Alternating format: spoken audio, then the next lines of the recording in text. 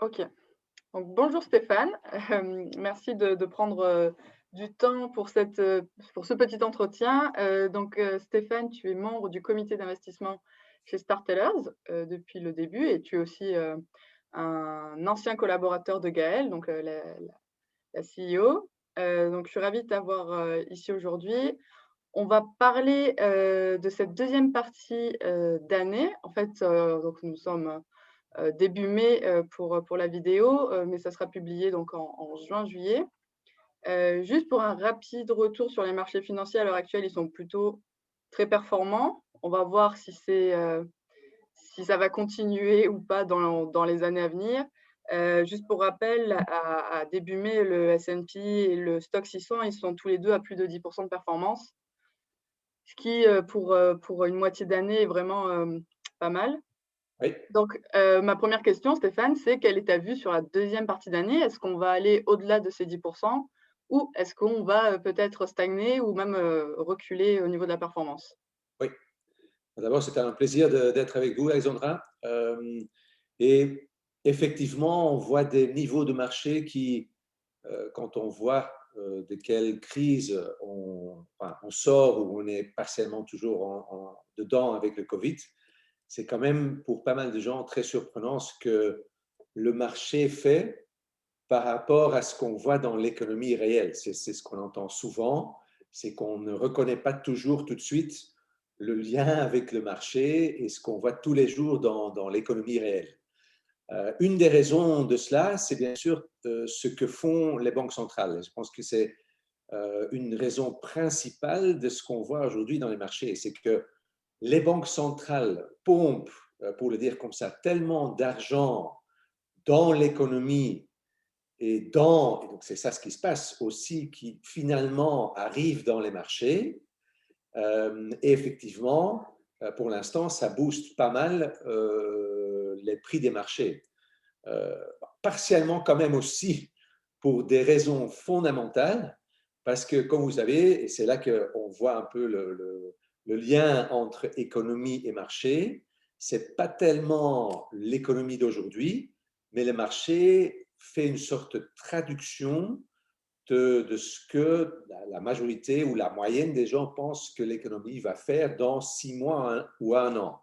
Et c'est vrai que quand on voit les attentes aujourd'hui des économistes, c'est qu'effectivement, on aura une croissance, d'ailleurs ce qu'on voit déjà partiellement aujourd'hui, mais qui va encore s'amplifier pour les 6 mois à venir, qu'on va effectivement revenir énormément vers les situations qu'on a vues avant Covid.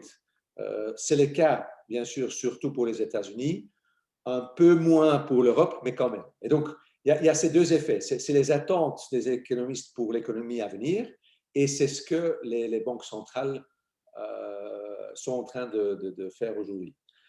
C'est ce Maintenant, que les marchés reflètent au final. pardon? Et c'est ce que les marchés financiers reflètent au final, alors? Exactement. Et c'est là que donc la bonne question, c'est de dire, oui, mais ça veut dire quoi si on est maintenant à ces niveaux-ci? Ça veut dire quoi pour les 6 mois à venir? Euh, je vais peut-être te décevoir, Alexandra, mais c'est bien sûr très dur à dire. C'est enfin, prévoir ce qui va se passer dans 6 mois, Je te c'est très demande un dur. chiffre exact, Stéphane, au 31 décembre 2021. Ben, ça va être très difficile. Ce que je peux dire, c'est que je pense que les banques centrales vont continuer à soutenir le patient. J'aime bien le dire comme ça. On a un patient, et ce patient, dans ce cas-ci, n'est peut-être pas le patient en COVID, mais c'est l'économie en général. Et ce qu'on voit aujourd'hui, c'est que les banques centrales font tout pour dire au marché qu'au niveau soutien, support, ils vont continuer à pomper de l'argent dans l'économie au moins pour les mois à venir. Donc ça devrait soutenir, devrait soutenir les marchés. La grande question qui se pose, mais ce n'est pas nouveau, c'est qu'est-ce que ça va faire au niveau inflation? Parce que la théorie dit, c'est que si on crée tellement d'argent et ça rentre dans l'économie, un jour, ça devrait créer de l'inflation. Mm. Maintenant, le problème, c'est qu'on dit ça en fait déjà depuis 10 ans et aujourd'hui, on ne le voit pas encore. Donc, la question est, est-ce qu'à un certain moment, on va l'avoir? Si cette inflation va venir, les banques centrales vont être obligées d'augmenter les taux et on sait que si ça se fait d'une façon trop rapide, ce n'est pas bien pour les marchés. Et le risque est vraiment là. Ouais, juste pour rappel, donc l'inflation actuellement, elle est en Europe, en tout cas, elle est environ de 1,5, ce qui est déjà pas mal parce qu'on était pendant très longtemps sous les 0,5. Donc, plutôt pas mal. Mais voilà, le risque, ce serait qu'un jour, d'un coup, elle bondisse à 2,5, par exemple, à la fin de l'année. Et là, ce serait pas trop attendu, ce serait un petit peu abrupt. Donc, pour l'instant, Et, le pardon. résultat, il est pas mal. Oui, et donc, c'est ça le grand risque, comme tu as dit, Alexandre, avec l'inflation. L'inflation, c'est quelque chose qui, comme on connaît d'une bouteille de ketchup, c'est que ça va très lentement, très longtemps, mais à un certain moment, on connaît ça, c'est que tout d'un coup, ça vient sur l'assiette, et c'est ça ce qu'on veut éviter. Et donc, c'est cet aspect abrupt, comme tu as dit, qui est très mauvais pour les marchés, ce que les banques centrales veulent éviter à tout prix. Mais on sait que, de toute façon, ils n'ont pas ça en main non plus. Ils peuvent essayer d'éviter ça, mais à un certain moment, ça peut quand même venir.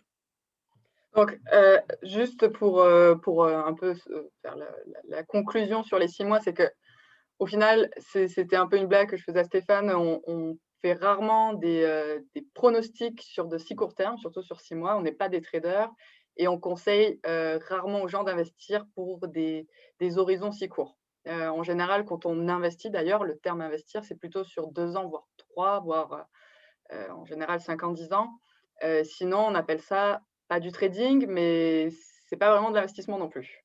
Ouais. Donc, pour le court terme, moyen terme, de toute façon, on est assez positif parce que, comme tu l'as dit, les banques centrales sont vraiment accommodantes. Elles injectent beaucoup de cash dans l'économie, ce qui a permis, en tout cas, de tenir pendant le Covid. Maintenant, donc, toujours investir sur du long terme parce que, de toute façon, ça, c'est le sujet, je pense qu'on en parle souvent dans les webinaires, et cetera, mais de dire: «Vous allez peut-être rentrer au mauvais moment, mais il faut surtout pas paniquer. De toute façon, si vous restez dans les investissements de façon, donc long terme, donc 3, 5 ans, 10 ans, vous allez, rarement perdre de l'argent, surtout si vous vous mettez, un petit peu dans vos poches d'investissement tous les mois». Oui. Et Non, vas-y, c'est là, Stéphane, pardon. effectivement, c'est là que ça devient intéressant parce que c'est vrai qu'à ce moment-là, on va intégrer les valorisations d'aujourd'hui. Donc, et par rapport à ce qu'on a dit au début, et c'est ça ce qui est très intéressant, que les valorisations des marchés disent rarement quelque chose sur les 6 à 12 mois à venir, mais disent beaucoup de choses sur ce qu'on peut attendre, par exemple, sur les 10 ans à venir. Et je pense que ça, c'est important. Un marché qui est cher, et ça, on l'a vu déjà très souvent, peut rester cher encore pendant 1 ou 2 ans. Donc, c'est là qu'on a dit, comme on a au début, oui, on peut dire que les marchés sont relativement chers et on va revenir sur ce que ça veut dire. Mais donc, ça peut rester cher pendant un certain moment. Par contre, on peut quand même dire aussi, et là on parle de 10 ans, que si c'est cher à ce niveau-là, que les attentes pour les 10 ans à venir sont peut-être aussi un peu moindres. Et quelqu'un qui a étudié ça de très près, c'est un professeur qui s'appelle Schiller, c'est un professeur à l'université de Yale aux États-Unis, qui depuis des dizaines d'années regarde effectivement l'effet de valorisation dans les marchés sur les attentes qu'on peut avoir au niveau performance pour, par exemple, les 10 ans à venir. Et je pense qu'il y a un choix à faire. Là. Si l'investisseur dit, bah, moi, en fait, quand j'investis, c'est pour 30, 40, 50 ou même plus années dans le marché, j'ai envie de dire, à ce moment-là, il n'y a pas de problème à prendre une moyenne de rendement sur le long terme et dire, je pense que c'est à peu près ça ce qu'on peut attendre des marchés. Si on dit, bon, moi, comme tu as dit, Alexandre, au début, ouais, si j'ai investi pour 5 à 10 ans, c'est quand même intéressant à voir comment sont valorisés les marchés aujourd'hui et qu'est-ce que ça nous dit sur les rendements à 5 à 10 ans.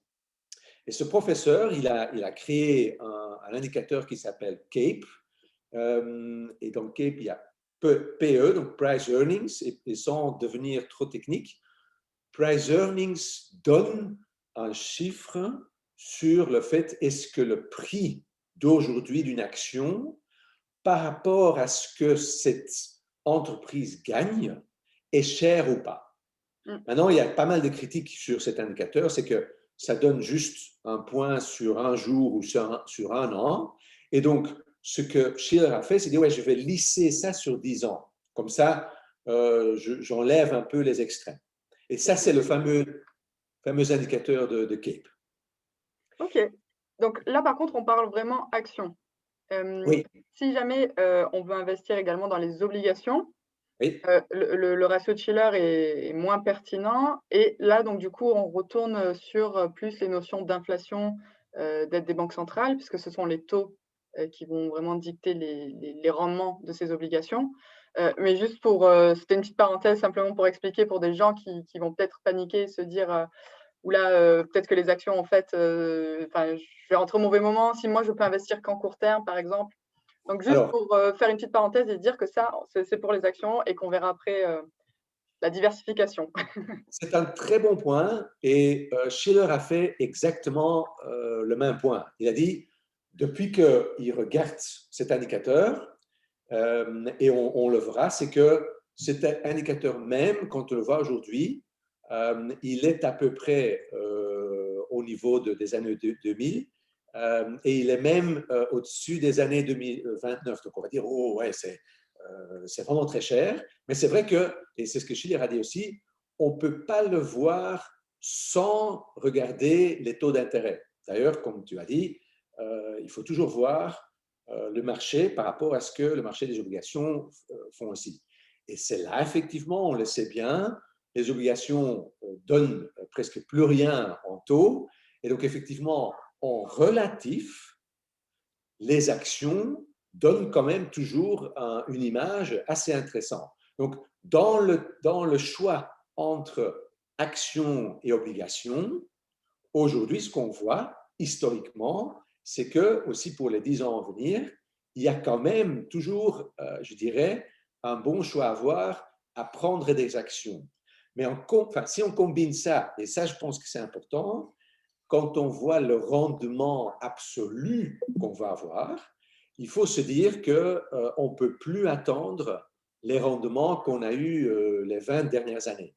Et donc, c'est ça un peu la combinaison qui dit, il faut d'un côté, pour les 5 à 10 ans à venir, savoir que les rendements seront moindres au niveau action parce qu'on a des valorisations assez élevées aujourd'hui. Mais comme tu dis, Alexandra, par rapport aux obligations aujourd'hui, c'est quand même toujours des rendements qui sont assez attractifs. Oui, et ça, en fait, c'est aussi ça qui a fait le succès des actions ces dernières années. Juste pour petit rappel, quand des obligations maintenant vous rapportent un 1 en tout cas en euros, voire 0 maintenant, il y a des obligations à 0. Il y a des gens qui disent: «OK, je vais même plus me diversifier» et ils vont vraiment aller que sur le marché action. Donc il y a des dangers là-dedans, bien entendu, mais c'est ce qui a fait le succès. C'est qu'il y a des gens qui de moins en moins investissent dans les obligations où les institutionnels sont nombreux, donc les investisseurs, professionnels et vont se rapatrier sur les actions qui vont payer par exemple des dividendes. Surtout en Europe, il y a pas mal d'actions, qu'on appelle défensives, comme les pharmaceutiques, qui vont, rapporter des dividendes plus conséquents que des obligations. Donc là, justement, il y a des gens qui investissent dans les actions maintenant en disant: «Peu importe la variation du prix, en fait, ça leur est égal, tant que ça ne chute pas bien entendu de 10-20 mais ce ne sont pas, ce type d'actions, mais qui vont rapporter des dividendes de 3-4 tous les ans». Oui, mais Un dividende n'est pas fixe. et donc, un point important là-dedans, c'est justement le risque. Donc, si on accepte, comme tu as bien dit, si on accepte, je dirais, la volatilité des cours, à ce moment-là, pas de problème. Et comme j'ai dit au début, c'est que si on dit, bon, je suis dedans pour 30 ans, effectivement, à la limite, je comprends que les gens disent, à 30 ans, je suis payé pour ce risque. Mais je pense que le point important est là, c'est que, comme on dit toujours, c'est ce choix de vue, de durée qui est important. Si on a une durée plus courte, et de nouveau, avec les valorisations aujourd'hui, il faut peut-être faire un peu plus attention. En fait, voilà, juste pour un peu boucler la boucle, donc des taux bas, ça implique que des gens vont peut-être chercher davantage le rendement côté action avec une prise de risque supplémentaire. Et donc, ça contribue à la surévaluation des entreprises. Le ratio Shiller en ce moment est très élevé. Mais le point, c'est justement que c'est un peu faussé parce que les taux sont bas maintenant depuis de nombreuses années, depuis quasiment enfin, ça s'est amorcé depuis 2008. Et le marché est haussier depuis 2008, depuis que les banques centrales sont très accommodantes. Et beaucoup de gens vont se dire: «Ouh là là, bah, en fait, quand les banques centrales vont arrêter, s'ils arrêtent un jour», ça c'est encore une autre question, un autre débat, on ne va pas y répondre aujourd'hui. Mais en tout cas, tant que le robinet est ouvert du côté de la banque centrale, on se dit que les marchés vont rester haussiers. Et ma question, ça je t'avais souvent, challengé un peu là-dessus, on avait des débats où je te disais: «Mais, les banques centrales, elles vont peut-être jamais arrêter et le marché, en fait, tous ces ratios qu'on connaissait actuellement qui n'étaient pas justement, dans des cas où les taux étaient aussi bas aussi longtemps, peut-être que ces ratios, en fait, maintenant, ils sont un peu, pas démodés, mais qui ne sont plus applicables, en fait, à notre économie actuelle». C'est vrai qu'on a une discussion là-dessus. C'est la fameuse phrase This time it's different. Donc, moi, je ne crois pas à ça. Je pense qu'effectivement, l'économie va dans des grands cycles et ça va revenir. La question, effectivement, est-ce que les banques centrales peuvent continuer à aider le patient à l'infini? J'ai des doutes par rapport à ça. Quand on voit des banques centrales, quand on voit la monnaie, finalement, c'est basé sur la crédibilité. Et je pense qu'à un certain moment, quand même, les banques centrales vont devoir diminuer cette aide. Et d'ailleurs, donc, on entend quand même, et cette semaine, Yellen, qui est peut-être pas, elle n'est plus à la Banque centrale, mais elle s'y mêle quand même encore un Oui. peu, a dit à un certain moment, la Fed va de nouveau devoir augmenter des taux. Donc, ça va s'arrêter à un certain moment. La question, comme on a dit au début, c'est de quelle façon? Est-ce que ça va être de façon abrupte et ça ne sera pas bien pour le marché? Est-ce que ça sera de façon bien longtemps télégraphée en avance? Alors à ce moment-là, je pense que les marchés pourraient reprendre ça. Mais effectivement, le vrai risque est là. Jusque quand est-ce que les banques centrales vont pouvoir continuer à faire ce qu'ils font aujourd'hui? Alors, en fait, du coup, ça relance un peu aussi la question de dire, donc les valuations des entreprises sont hautes. Est-ce que c'est une bulle? Parce que du jour au lendemain, si les banques centrales, donc si elles contrôlent tout, si elles ralentissent, les aides, les injections de cash et qu'elles rehaussent les taux progressivement, il n'y aura pas de choc. On ne parlera pas de bulle parce que ce sera, je pense, comment dire? Smoothly en français, de façon, attendue, donc ce sera progressif. Ouais. Alors que si par contre c'était un événement incontrôlé, là les banques devraient réagir peut-être un peu plus virulemment et donc là oui, on aurait une chute des marchés et la bulle exploserait. Alors Ouais. moi en fait j'avais ce scénario en tête, l'année dernière avant, la crise du covid et en fait, pendant la crise du covid, au contraire donc on a eu une chute spectaculaire, on est d'accord en mars, mais une rehausse, spectaculaire des marchés également qui ont suivi instantanément. Et les banques centrales ont quand même réinjecté du cash alors que tout le monde pensait que justement, comme ils étaient déjà, bien accommodants, on ne pensait pas qu'ils pourraient aller encore plus loin. Ouais. Donc ma question c'est, est-ce que c'est vraiment, une bulle ou est-ce que maintenant on ne connaîtra plus de bulles, comme on on en a connu par le passé?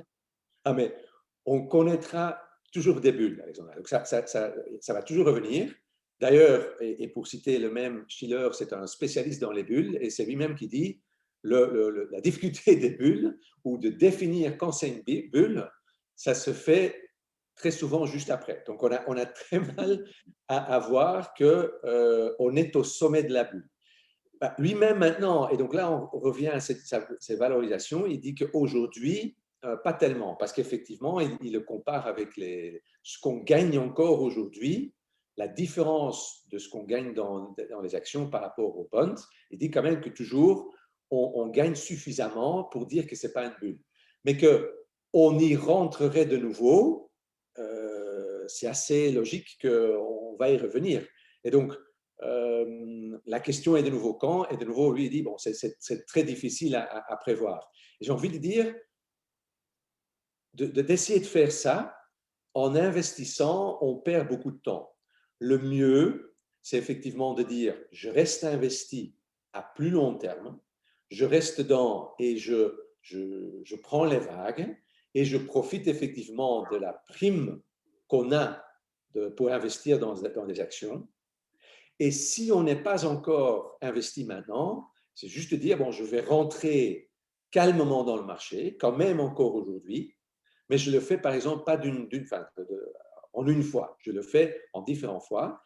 Et là, je pense qu'à plus long terme, on est le plus gagnant, beaucoup plus à essayer de prévoir des bulles. Parce que soyons clairs, même un Schiller, avec toutes ses études, ne sait pas les prévoir non plus. Donc, c'est un peu inutile et j'ai envie de dire, ceux qui disent qu'ils peuvent le faire, c'est une sorte de charlatan, je trouve, parce que de Ouais. toute façon, on ne sait pas le prévoir. Le mieux, c'est de dire, regardez ça à long terme, restez investi à long terme, si, et donc là on revient sur le point qu'on a dit, si c'est de l'argent qu'on peut laisser investir à long terme. Oui, bien sûr. Bah, c'est une bonne conclusion. C'est ce qu'on recommande toujours chez Star Sellers et chez tous les professionnels, hein, pour être, honnête. On n'investit jamais en bloc, on n'investit jamais parce qu'on a flairé un bon coup sur les marchés actions. Personne ne fait ça, hein.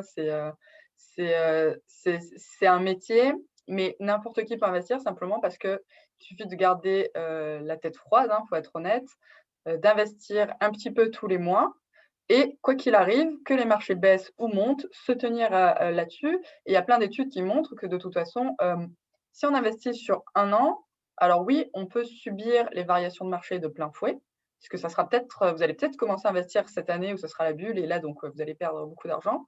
En revanche, si vous investissez sur 10 ans, même si vous avez investi la mauvaise année où le marché s'est écroulé, vous allez récupérer cet argent en fait. Donc, en investissant petit à petit, on appelle ça lisser son prix d'entrée. Ça veut dire qu'il n'y a pas de market timing parce que c'est une question qu'on m'a souvent posée. Quand est-ce que je commence? Quand est-ce que je rentre? Il n'y a pas de bonne réponse en fait. C'est très difficile même pour des professionnels de dire, aujourd'hui c'est le bon jour. Il n'y a pas d'effet cyclique, il n'y a pas de bonne saison dans l'année pour, investir mieux qu'une autre. Parce que comme tu l'as dit, la bulle, on ne la verra pas venir, exploser. Quand il y a des points positifs, on ne le voit pas venir. Donc, bien sûr, il y a des événements, qu'on peut lire dans la presse, ce genre de choses, mais c'est vraiment pas pertinent. C'est pas, quand on investit sur du long terme, c'est pas de toute façon ce qui va changer vraiment énormément la donne à la fin. Donc investir Exactement. petit à petit et normalement, on devrait s'assurer, d'une performance, plutôt confortable, sur 5 ans, 10 ans et C'est 10 ça la bonne conclusion. Et je pense que avec votre solution, c'est possible de le faire. En plus, si, et donc c'est ce que vous faites, si on combine ça avec des facteurs ISR, je pense que c'est la solution idéale pour investir à long terme dans les marchés. Voilà et donc normalement, on s'assure de confier ça à des gens qui le feront pour vous en plus, hein, parce que bien sûr, vous pouvez investir vous-même sur, des plateformes. Vous pouvez choisir de déléguer en fait la gestion pour être sûr vraiment que vous n'avez plus rien à faire à part, regarder, voilà, bien sûr, suivre vos investissements, mais vous serez un peu plus serein sur cette partie-là si ça ne vous intéresse pas vraiment ou si vous n'avez pas le temps, parce que c'est quand même, un petit peu de temps à y consacrer. Donc des professionnels, Capitana peuvent, s'en charger pour vous. Exactement. Heu, Stéphane, tu as un dernier mot à ajouter avant la fin de cet entretien? Non, je pense que tu as fait la bonne conclusion. Donc, effectivement, penser à ce long terme, penser quand même à ce que Schiller a dit, c'est que oui, ça donne donc les valorisations d'aujourd'hui donnent une idée à ce qu'on pourrait gagner dans les 10 ans à venir, mais pas tellement sur un an ou 2 ans à venir. Donc, restez investi ou faites-le si vous voulez entrer dans le marché, comme tu as dit, en continu. Et alors, à ce moment-là, à plus long terme, on ne va certainement pas le regretter. Super, merci beaucoup Stéphane, pour Merci à cet toi, entretien. Il y en aura d'autres parce que je suis sûre qu'il y aura, plein de gens qui voudront en savoir plus avec et plaisir. heu et à très bientôt. À bientôt, au revoir. Au revoir.